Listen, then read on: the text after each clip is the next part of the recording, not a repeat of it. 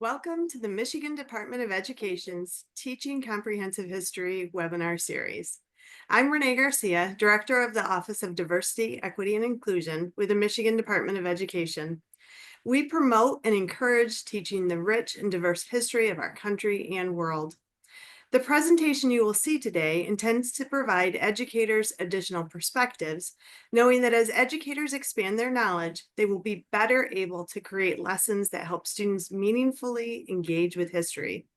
We are proud to partner with institutions of higher education, cultural centers, and the Confederation of Michigan Tribal Education Departments to bring their research and expertise directly to Michigan educators. Before we begin today, I have a few announcements to support your participation in today's webinar. We are excited to announce that you may now find, view, and learn from the Teaching Comprehensive History webinars with our partner, Michigan Virtual.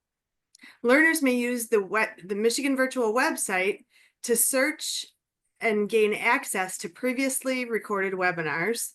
You may also apply for sketchies at the completion of each series module. We invite you to check it out at michiganvirtual.org. Teaching Comprehensive History webinars are intended to lift the knowledge of educators so in turn, you may provide opportunities for your students to inquire, think critically, and explore history from multiple perspectives that you may not have heard before. As you listen today, you are encouraged to consider how this content and perspective could be incorporated to enhance learning in your community. It is now my pleasure to introduce Ann Heidemann and Melissa Isaac.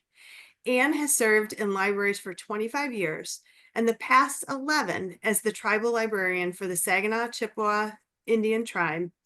In this role, while working alongside two library assistants, she is responsible for the Tribal Library and Tribal College Library, both of which are open to the public, as well as the Wii Maajiikwad Where We Grow Library, which serves the immersion preschool and K-5 elementary school operated by the tribe. Melissa is a doctoral candidate at Central Michigan University, wife, mother, good ancestor, Anishinaabe educator. As a member of Michigan's Saginaw Chippewa Indian Tribe, she was instrumental in getting funding for mental health services for children and was a guest of First Lady Jill Biden at the 2022 State of the Union address. Michiganders are fortunate to have Melissa serving in her current role as Jizizwazid, Protector of the Young, for the Michigan Department of Education's Indigenous Education Initiative. Ann and Melissa will share with us about a new community-led classification system designed by Saginaw Chippewa Tribal community members. This innovative system, now being introduced in libraries, reclaims and centers Indigenous knowledge. Welcome, Ann and Melissa. Thank you for being here. Thank you so much for that warm welcome. I will go ahead and share some slides here. All right, so as our wonderful introduction stated, my name is Ann Heidemann, and I serve as the Tribal Librarian for the Saginaw Chippewa Indian Tribe of Michigan. In that role, I am responsible for 3 libraries, and in those libraries, we previously had used the Dewey Decimal System in the public and school library, and then the Library of Congress classification system in the college library. And the more that I have learned about the community over the last 11 years serving in this position and the culture of the community, the more I recognize that the systems that we were using were not sufficient for adequately describing and providing access to Native topics, and in some cases were actively harmful. They're also not reflective of Anishinaabe values and ways of knowing. And we know that languaging and labeling are not neutral. Values and valuation are embedded into words and symbols. The way that we structure our knowledge shapes our understanding of everything that we conceive. Our worldview is molded by how we organize it. And those Western library organizational systems are flawed in so many ways that reflect the biases of the people who created them. Melville Dewey was particularly known to be very biased against pretty much any group of people that you can think of. And there's no way that those views wouldn't be reflected in the system that he made. Before I go further, I want to explain a few vocabulary words that I will be using. If you were to picture a series of concentric circles with a small circle at the center, at that most granular level would be the specific tribe or band a person is affiliated with. For example, the Saginaw Chippewa Indian Tribe of Michigan, which is a sovereign nation that has a treaty-based nation-to-nation relationship with the United States government. At the next level would be Ojibwe, which would include all the individual Ojibwe tribes, which would include Saginaw Chippewa, where I serve, but also the Sault Ste. Marie, Tribe of Chippewa Indians, and many others. At the next level would be Anishinaabe, which includes the three fires, which are Ojibwe, Odawa, and Potawatomi. Anishinaabe encompasses all the tribes within those three groups. And then at the next level would be Indigenous or Native, which includes not only Anishinaabe people, but all Indigenous people. So in 2018, I saw the Institute for Museum and Library Services National Leadership Grant opportunity announced, and I first started writing the initial round proposal for the project. I didn't really know what the project would look like or what the outcomes would be, so the writing of the proposal was a little bit of a challenge compared to other projects that I've worked on. I knew that we would invite the community to take part in a review of the existing systems used in the libraries and then work with that group to use their input to determine the next steps. But what that would end up looking like was a big unknown. So it was kind of a leap of faith. We take community input in the libraries on a regular basis in the form of surveys and suggestions, but how often do we truly put our trust in the community to take this kind of role? We were invited to submit a full proposal, and then we were awarded the IMLS National Leadership Grant in 2019. We did have some obstacles with the pandemic and some staffing issues, but the project ended up coming together really well. So we had a core team working on the project that consisted of myself, Melissa Isaac, who's here today, who at the time was the education director for the Saginaw Chippewa Indian Tribe. We also had Professor Emeritus and language speaker, Dr. Benjamin Ramirez Schweganabe, and Native Studies faculty, Dr. Adam Haviland. So the core team, we met and identified key people in the community who we thought might be interested in working on the project. And we also worked on, at the same time, hiring a project facilitator. As a settler myself, I knew at the writing of this grant that we would need to hire a facilitator who was a member of the tribe to lead the process, because it couldn't be me.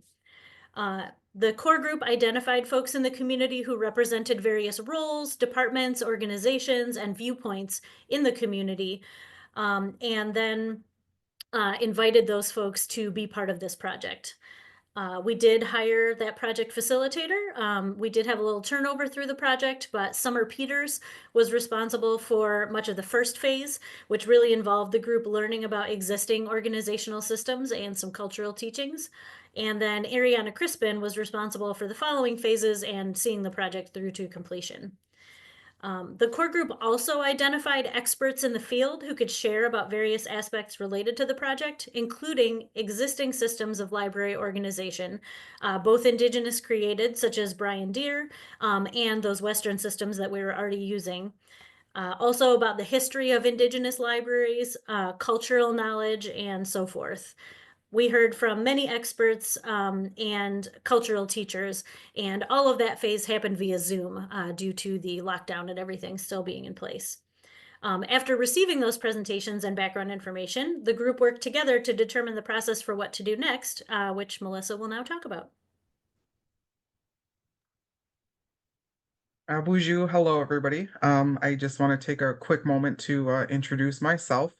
Wabzikwe Dijnakas, Name Dodem, Saginaw Chippewa Keenan Donjaba, Gijwasudan Nungshe.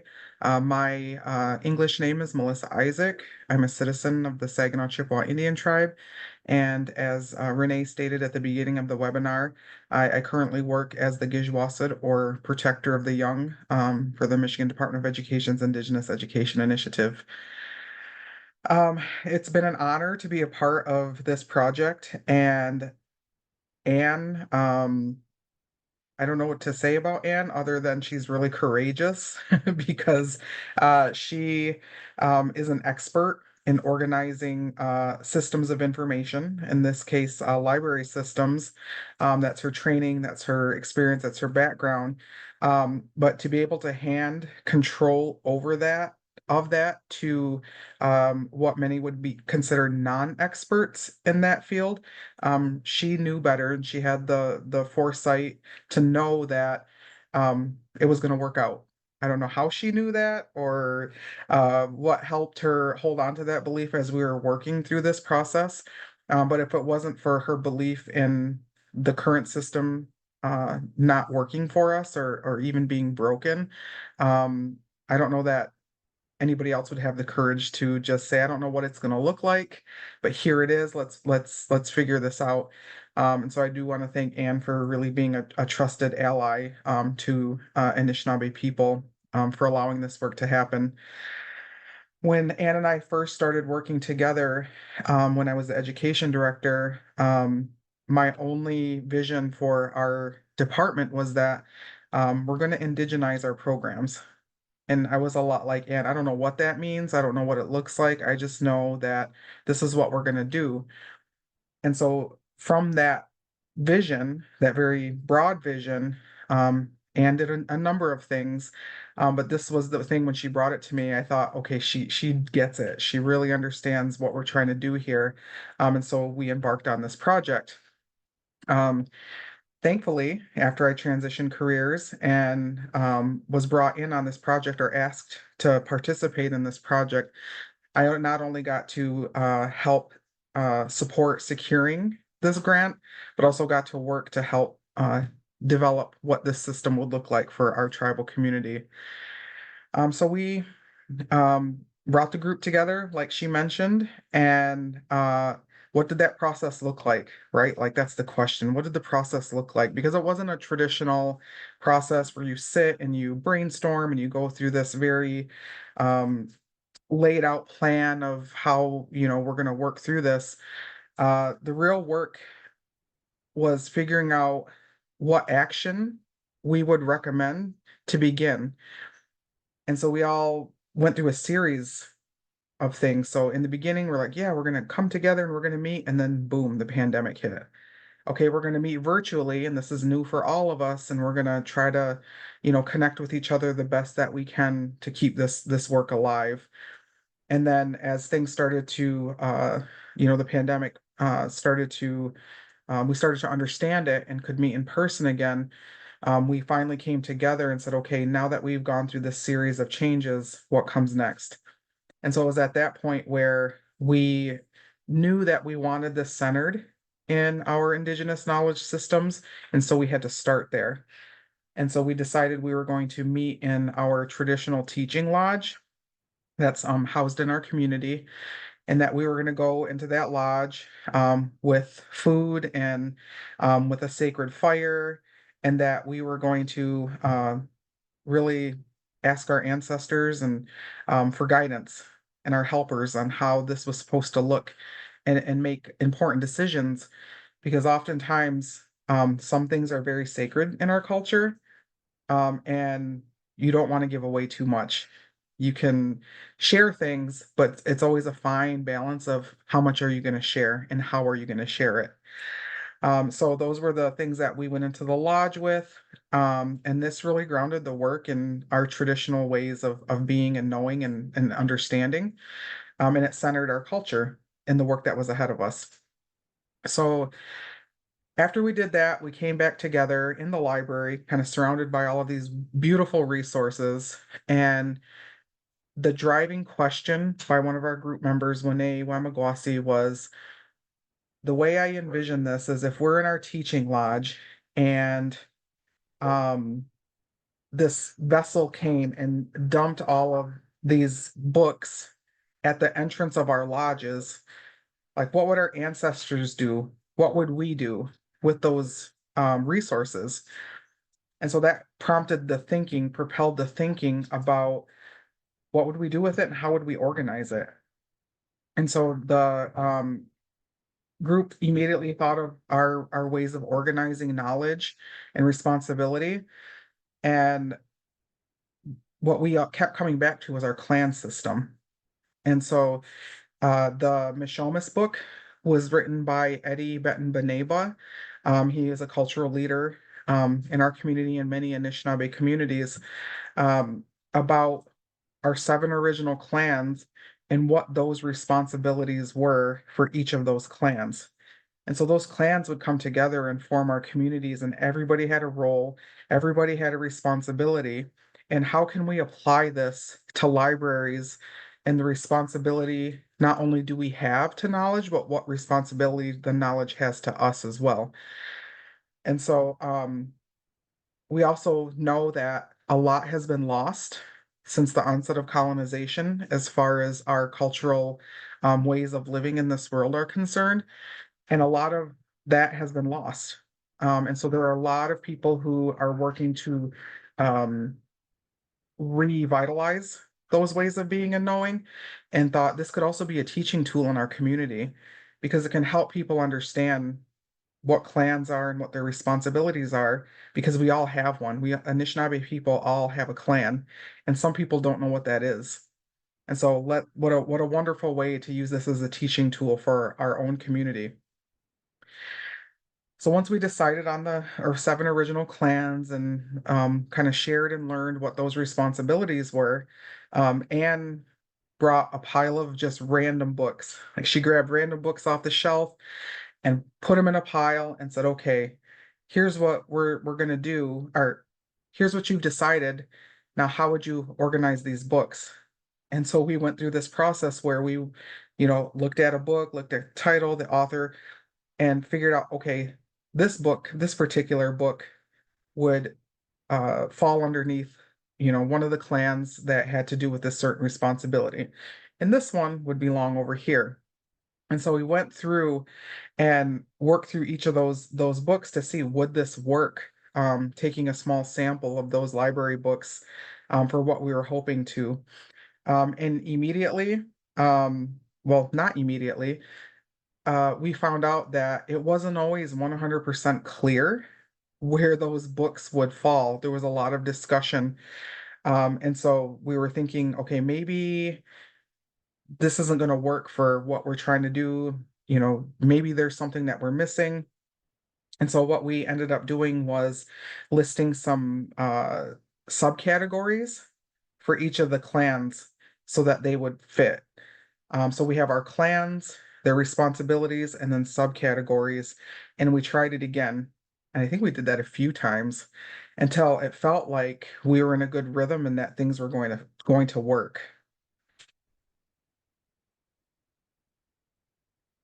Um, the pedagogy philosophy, what drove us.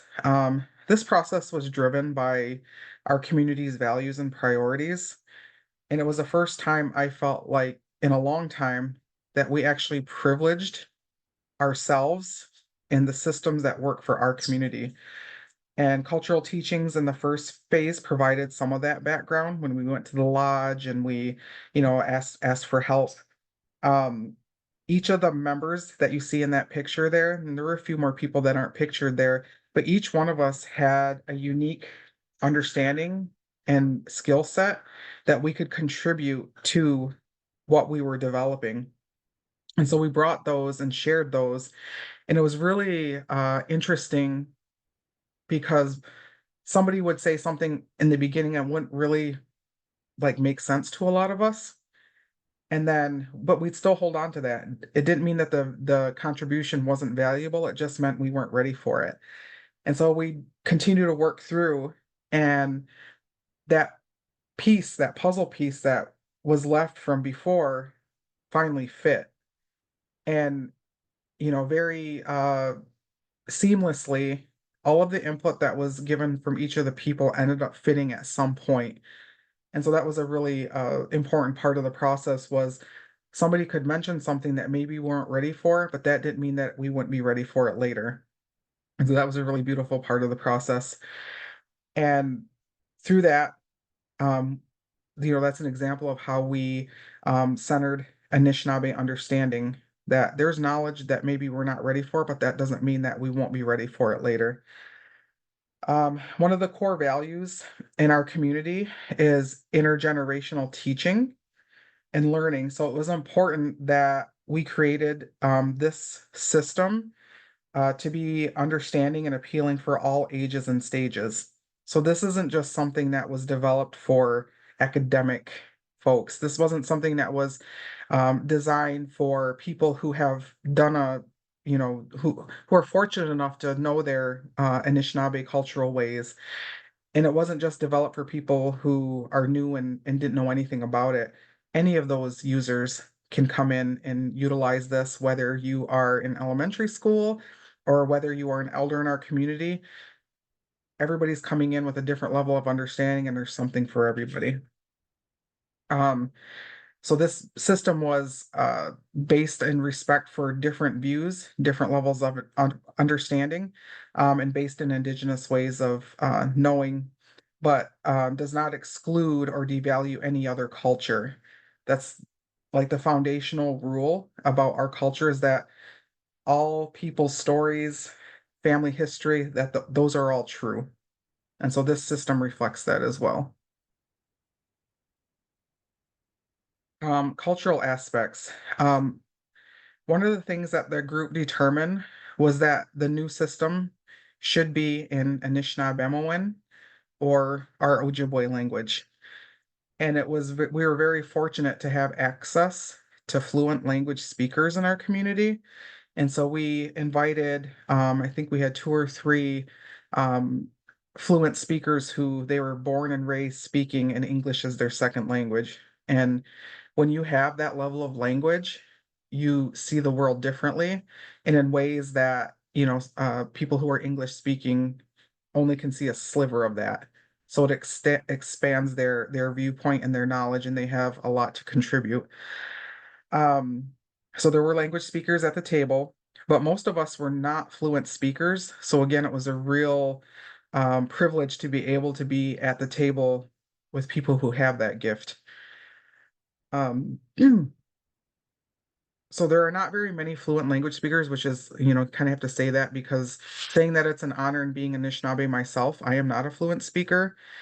Our communities le- um, our fluent language speakers are becoming less and less.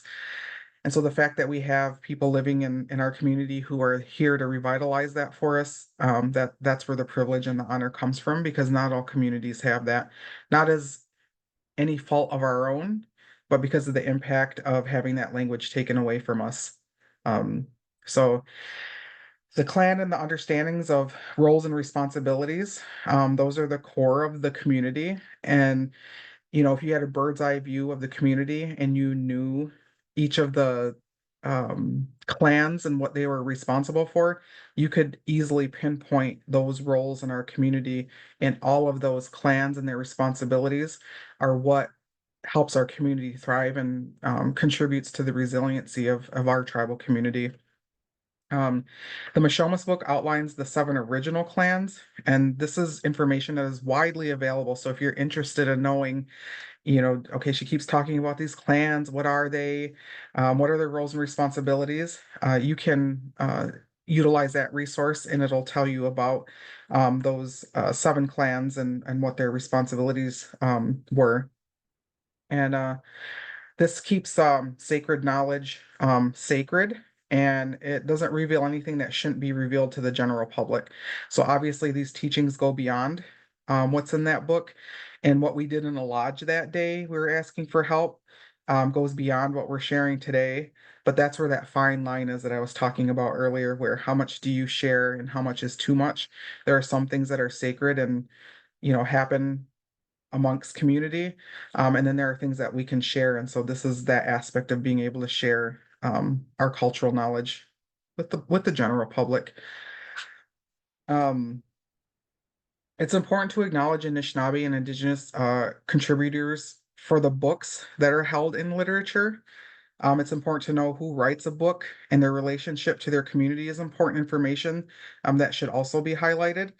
Indigenous culture and stories are not myths and fairy tales, and that's what those other systems perpetuated. So our creation story would be housed under like myths and fairy tales, and the creation story for the dominant culture is housed in religion, where ours is kind of housed as a myth and a fairy tale. And so there's one very concrete way that we were already devalued using that system within our library system. And so the group recognized and emphasized that, again, all creation stories should be given equal respect, that one shouldn't be above the other, and that Indigenous peoples are living and Indigenous nations exist in the present day. Um, Unfortunately, that's another myth that even I encounter in this day and age is that, oh, there's tribes. Oh, Indigenous people still exist. And so there's a lot of learning that can be done, and this is a tool to be able to do that. Many Western systems historicize Indigenous people, which is incorrect. And I mean, when you are face to face with somebody who tells you that they didn't think you existed, um, it's just there's a level of disrespect there that like you don't really even know how to respond to that, because it's 2024 and you would think that people should know, but many people do not. And that's a result of the uh, inequitable systems that perpetuate that erasure in a lot of the systems of organization. So after all of that came together and all of the people came together, shared their collective knowledge, centered this in our ways of being and knowing, the result was what you see here. This is Doobiigeng, and it means it translates to gather together like we do in libraries and like the books do on the shelves, like the books that can be found with each other in a way that makes sense. And the art is beautiful. We'll get into that in a minute. So the grant, well, we'll get to that now. The grant allowed for us to put out a call for art to create artwork or icons for the 7 original clans that we structured the system after. And so what we did was we reviewed probably about a dozen submissions and selected the work that you see before you in these circles here.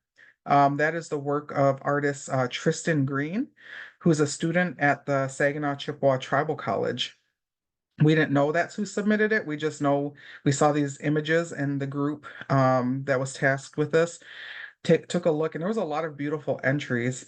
This one really spoke to us. For it hit us all in a different way. And so I know when I saw these, I immediately I thought, oh my gosh, those look like birch bark etchings. And birch bark is how we um maintained our information historically. So our ancestors would etch images on birch bark of important things and events and information that were happening. And so those are sacred to us. That sacred ancestral knowledge are on birch bark scrolls. And when I saw that, I immediately thought of birch bark and the etches that are on there. And so that was just my take when I first saw it, and I thought how perfect for what we're trying to do here. We're, storing our community knowledge in our libraries, and this really took me back to our ancestral ways of storing knowledge. We also selected colors that are now associated with each of these pieces of art here, these icons. And we were really trying to because we have sacred colors as well. We're like, where can we make these sacred colors fit? And then after we played around with it a little bit, we really selected colors that we felt like were reflective of the natural world, is really what it boiled down to. And if you look, some of them are dark with white icons, but some of them are flipped with lighter colors and black icons. Uh, some of us were kind of concerned about whether it being not so symmetric. Uh, they should all be black. They should all be white. But really, in the natural world, if you think about things, nothing is perfect and nothing is 100% symmetric. And so we thought, you know what, this is working out the way it's supposed to and reflective of the spirit of the work that we're doing. And we were okay with it. And it turned out very beautiful. It was important to the group that this system be visual in a way that is beautiful but also meaningful, and that the use of the icons and artwork make the system visually appealing, and that the use of words and language reinforce the cultural teachings that this was found in. And so everything in the system is from the community, and it's not a secret code that has to be learned. This is knowledge that is innate to Anishinaabe people and our tribal community. So we are currently in the implementation stage of working to reclassify items in the library collections, as well as classifying incoming new items using the Doobiigeng Gather Together system. So I am using the system as the group outlined it, along with all the knowledge that I learned during the project. I feel really lucky to have had a seat at that table and be able to learn so much about the community and from the people who were also sitting at that table. So what I do is I will look at a book and I will figure out what clan it should fit into, and then what subcategory it goes with. So you can see on the picture on the left of the screen here, this is an example of one book from each of the clans. And this is not how they are on the shelf, because you don't just have one from each, you have all the ones from the same clan and subcategory together, but this is a nice illustration so that you can see those spine labels in action.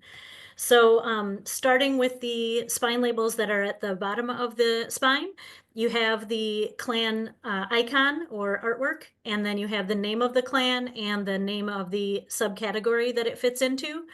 Then above that, you have a sticker or a spine label that indicates who the author is. What authority do they have on this topic?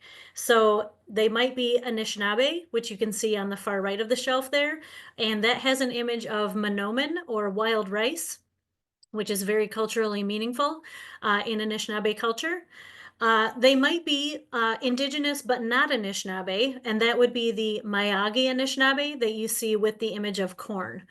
Or they might be not indigenous at all, and that would be the Kawi Anishinaabe Awasiwak, which you see a turnip representing that.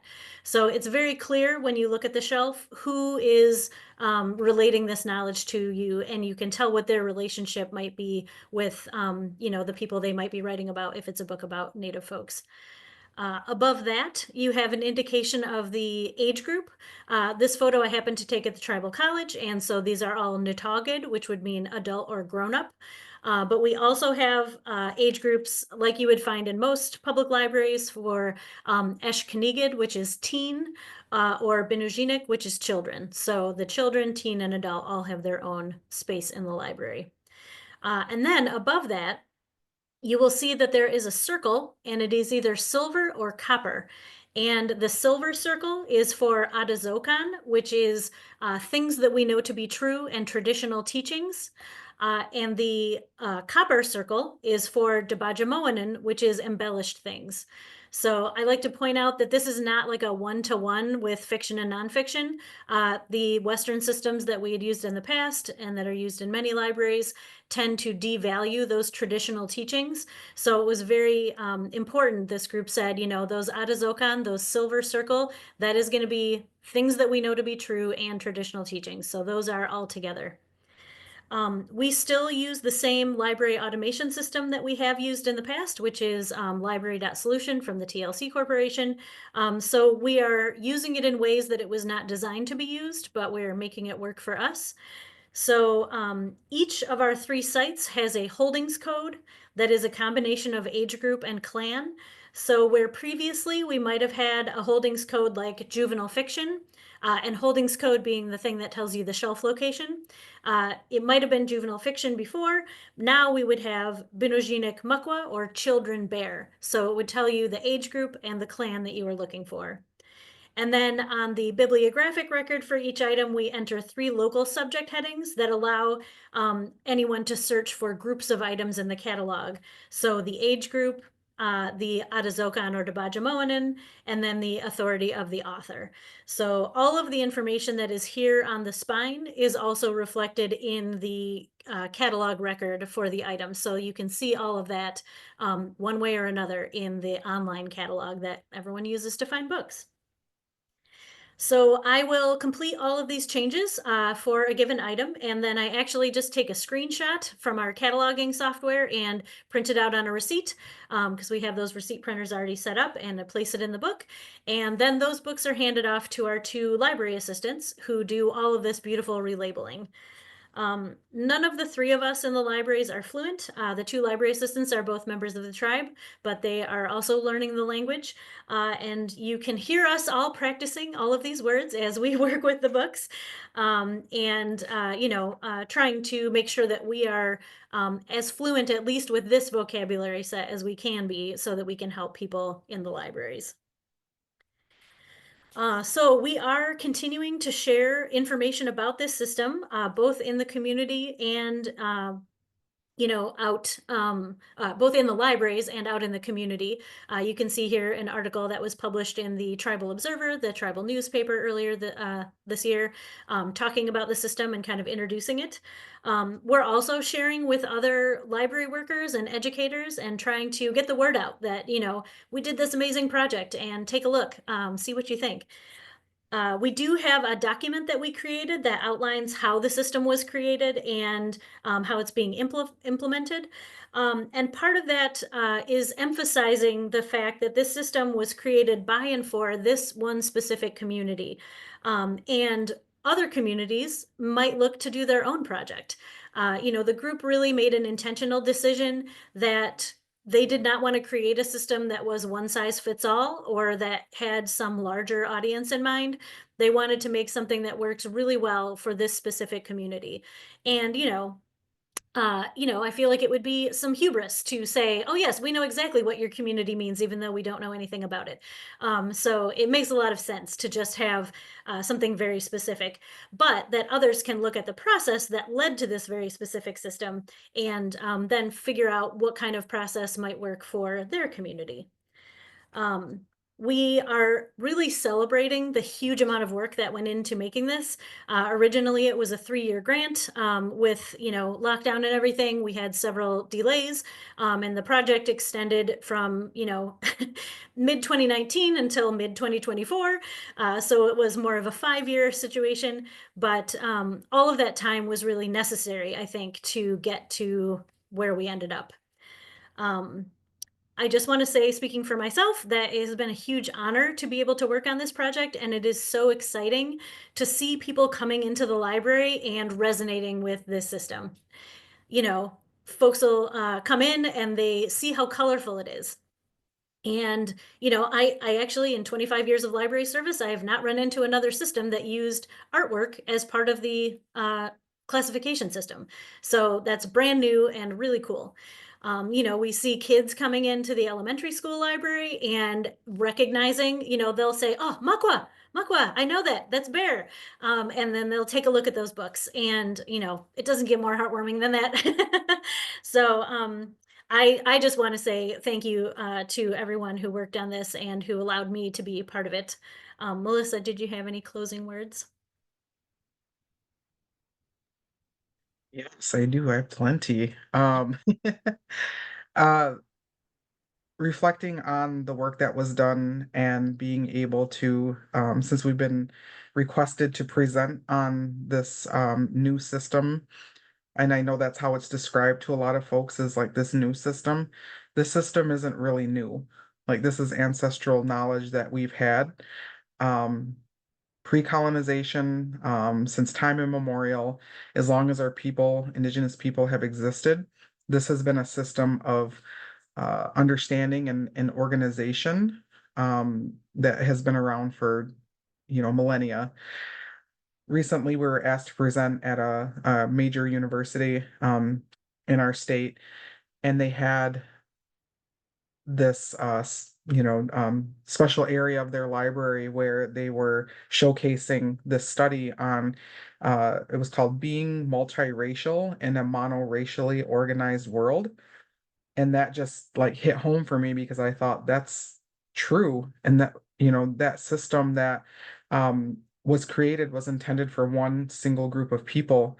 But knowing the world that we live in, knowing the state that we live in, the country that we live in, the towns that we live in, that there is no multiracial group our space, where there isn't diversity involved, and really taking a look at it from that perspective that, there are other ways of organizing, there are other ways of understanding systems of organization, that have been around for a really long time. And to go from overlooking that and devaluing it to revitalizing it and bringing it front and center again, that's it's a big deal. It's historic, and I'm just very grateful that this project came about because we all learned something.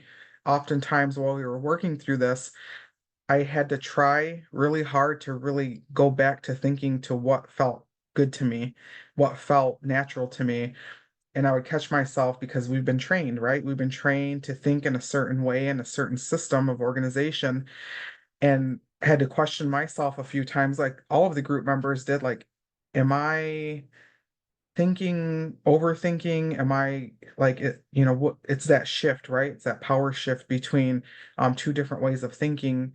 Um and living in a life where you constantly have to compromise that to understand the way things are currently set up. And so it was just a good exercise for all of us involved to think in a more natural way than to think in a foreign way, because that's the best way that I can describe it. When I think about the tribal library system, I feel like I'm thinking in a more natural way. When I'm in a regular library, like at a university or, a public library, it's a foreign place. And I think a lot of people that can resonate with a lot of folks because they walk in there, and I mean, who knows how to use a library the moment they walk in, or who can figure it out the moment they walk in? That feels foreign. And so walking into a library where a young child can see themselves like, Mako, I know what that means. Like, that's my clan. Those are my people. There's a powerful connection to the resources that are there immediately because you can see them and you can understand them naturally. And I would love to see that in systems of organization for other things, for people to walk in and just feel comforted and feel at home instead of feeling like they're in a foreign place. Systems should not make people feel like that, but we know oftentimes they do. So I think that's probably the most powerful thing for me through this project is creating something that felt natural and allowed you to just kind of rest and walk in and feel comfortable. I think that's probably the most powerful thing for me when I think about this work.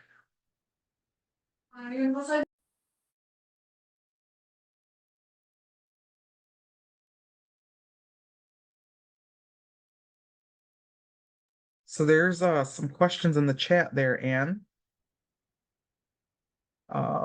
Is there interest in developing new library software to help utilize this system? And I'll hand that to Anne because she is definitely the expert with the software.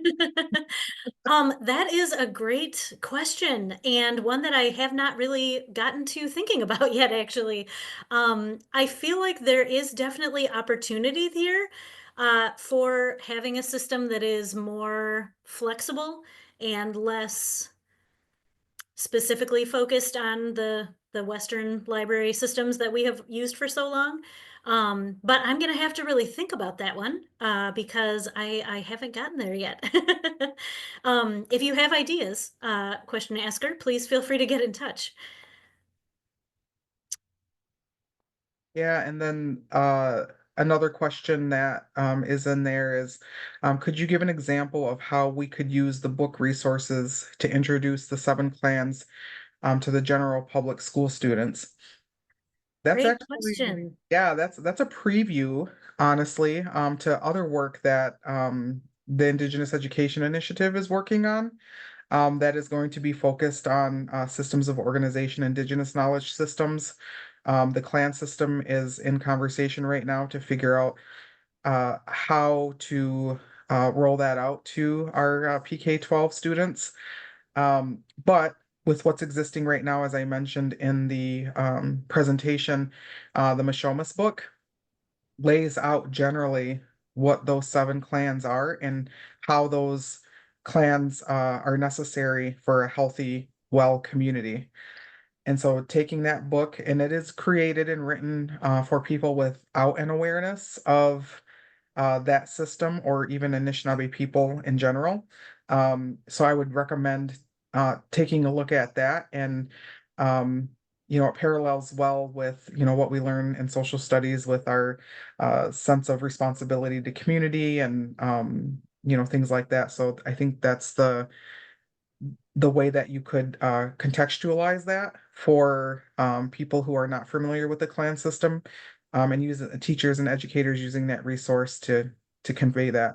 I don't know if you want to add anything to that, Anne. Yeah, I would just say, I mean, I definitely believe that the Mishomis book is a book that should be in every single library in the state of Michigan. So if you don't have a copy, please buy one. But if you would like to take a preview, we have many copies in the tribal libraries, and they are available through MELCAT, the Michigan Interlibrary Loan System. So you could put in a request today, and we will happily send it your way. I think that those are all the questions that we've received, and I just have to say thank you. Every time I learn with you, I learn so much from you. And one of the things that I always take away is the beauty of the language. So, and I want to like multiple there's the sound and the grace you give, and I appreciated you saying that, practicing the language, and um just the compassion and the grace that you offer other people in that learning. And then also the expressions, and you talked at the very beginning, talked about books gathering together, like, right, so it's just not only people but the books on the shelf. And I just always feel so reflective after having an opportunity to listen and to learn with you. So thank you for that, and thank you for sharing all of this knowledge and information with us. This is truly important work, and your efforts are important to Michigan educators and leaders as it provides support for teaching comprehensive history within our classrooms. We sincerely appreciate you helping us to learn more deeply about this community-led classification system designed by Saginaw Chippewa Tribal community members. Now is a great time for attendees to select links in the chat feature. We'd like to thank you for listening and learning with our team throughout today's webinars. And I want to end with a quote from Dr. Rice, who reminds us that as members of a diverse state, nation, and world, school staff and students need to know our rich, complex history. These powerful webinars, along with the provided resources, encourage Michigan educators and school leaders to deepen their knowledge. As searing as some of our history is, we have a responsibility to teach it all. Thank you for joining us today.